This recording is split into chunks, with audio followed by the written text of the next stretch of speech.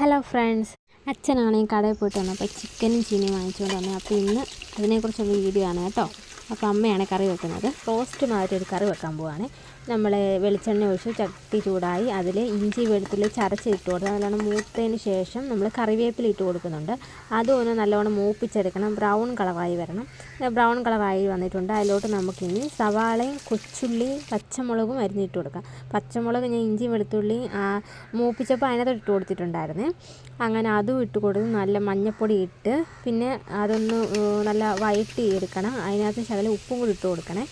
ഉപ്പ് ആഡ് ചെയ്ത് കൊടുത്തതിന് ശേഷം നമ്മൾ നല്ലവണ്ണം വഴറ്റി അതിനകത്തോടെല്ലാം ചേർന്ന് വരണം. അതിനുശേഷം നമ്മൾ ചിക്കൻ മസാല ഇട്ട് കൊടുക്കണേ. അതും ഒന്ന് മൂത്തതിന് ശേഷം ഒരു പച്ചമണം മാറണം. അത് കഴിഞ്ഞ് ഞങ്ങൾ എടുത്തത് ഈ പൊടിക്കാത്ത മസാലയ്ക്കകത്ത് കുറച്ച് ഐറ്റംസ് എടുക്കണം കേട്ടോ. അതിനകത്തറിയാം പെരുംജീരകം, കറുവപ്പട്ട, അങ്ങനെ കുറച്ച് ഐറ്റംസ് എടുത്തിട്ട് അതും കൂടെ ഒന്ന് ആഡ് ചെയ്ത് കൊടുക്കണം. അന്നേരം ഒരു പ്രത്യേക മണം വരും കേട്ടോ.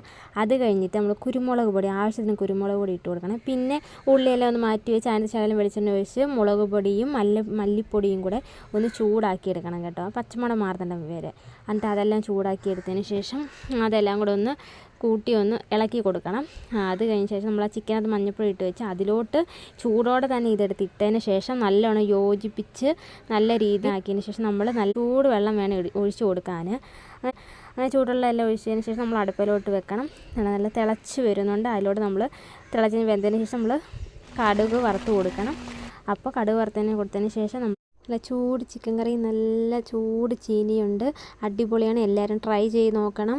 അപ്പോൾ ഇനി അടുത്ത വീഡിയോ കാണാം. ബൈ.